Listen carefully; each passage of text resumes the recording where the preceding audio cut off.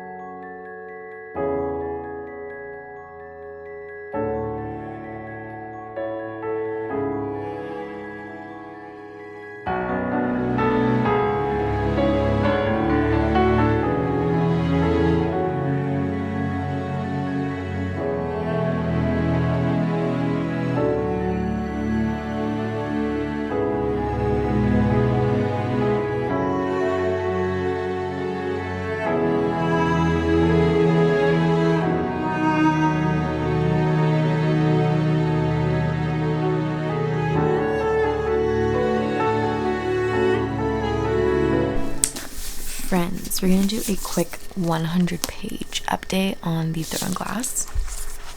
So as I said, I'm like 100 pages in, 103 or 104. I'm on chapter 14, and I did read the Assassin's Blade like novellas before this, and I don't know why everybody says to read it after the third one. I'm gonna see like once I read that book why that's the suggestion, because personally I think the way I read it so far makes sense, because this picks up like right after, and you kind of understand like the context of how she ended up being like in custody and stuff. So basically we're following Celaena, I'm pretty sure is how you say her name. Is that how you say her name? Yeah. And she is the assassin. She's one of the best assassins in this world.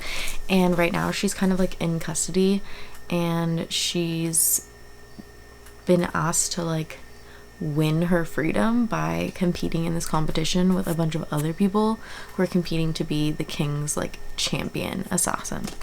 So yeah, very interesting. We haven't gotten to like the competition part yet. It's more just been like a lot of setup, which I guess that makes sense if you're reading this as a first book. It is kind of like setting up a lot. The banter between like her and Prince Dorian is kind of fun, and I've heard that this is like less romancy than ACOTAR, but I'm still getting a little bit of hint of like flirtationship, so that's a lot of fun. And yeah, I know that like something's coming down the pipe. Oh, she also has good banter with like the captain guy too, so there's like two potential little like flirtationships going on.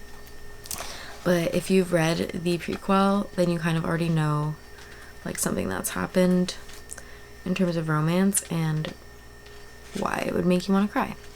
But anyway, I know something's coming down the pipe because I read the synopsis for this book, and it talks about like the competitors that she's competing with like kind of just like mysteriously disappearing, and her trying to figure that out. So I just think it's interesting that the synopsis on the book for the first book like says that, and 100 pages in we haven't even gotten to the competition part. So interesting, very interesting. But I'm gonna keep on reading. I'm gonna give you guys an update a little bit later, probably when I'm like more than halfway through the book. I keep just like looking at the overlays because they're so pretty. But yeah, anyway, I'm gonna give you guys an update once I've read a little bit more and give you guys my thoughts. But so far I am really liking it. It's keeping my interest, and all of the characters are fun, and definitely like giving that like Sarah J Maas feel with the main characters and just the writing style and the world. And I feel like there's been a few references to ACOTAR already, or at least like the magic and the world in that, and like the libraries and the history. So I don't know how this connects, if ACOTAR took place like before this, but we'll find out. We will find out. Anyway, I'll talk to you guys later.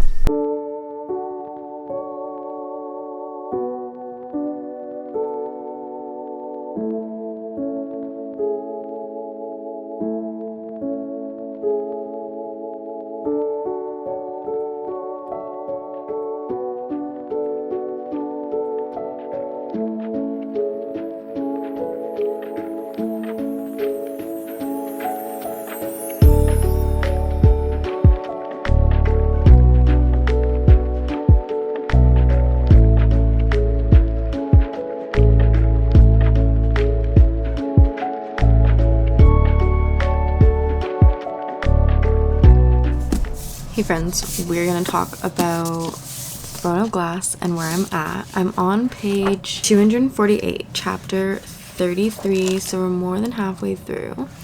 And oh my goodness, have things escalated. The plot to this is so much fun. I love the world this is in, and I've already read the ACOTAR series, and I can see like maybe how like the universes connect, so that's really interesting, and I want to see how it all comes together once I go further into the series and then read Crescent City.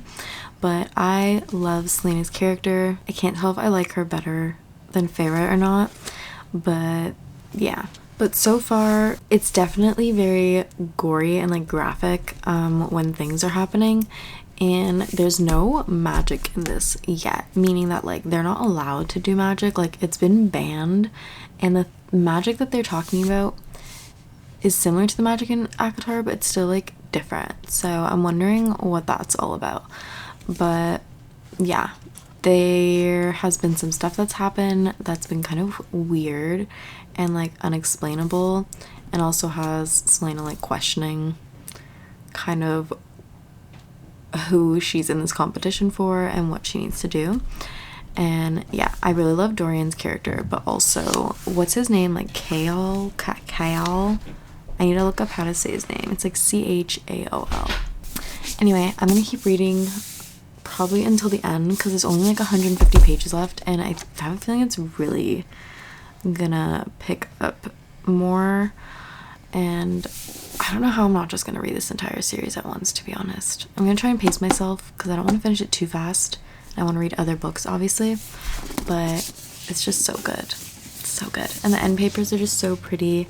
Reading the description and then like seeing an end paper is just so cool.